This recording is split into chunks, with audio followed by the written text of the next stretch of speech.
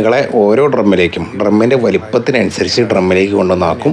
അതിനുശേഷം അതിലെന്തെങ്കിലും വേസ്റ്റോ കച്ചറ എന്തെങ്കിലുമൊക്കെ വേണമെന്നുണ്ടെങ്കിൽ അതിൽ മൊത്തം ഒഴിവാക്കും.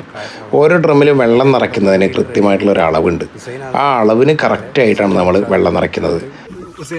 കണക്കൊക്കെ ഹുസൈൻ നോക്കുന്നുണ്ട്. ഒരു ബോക്സിൽ 15 കിലോ.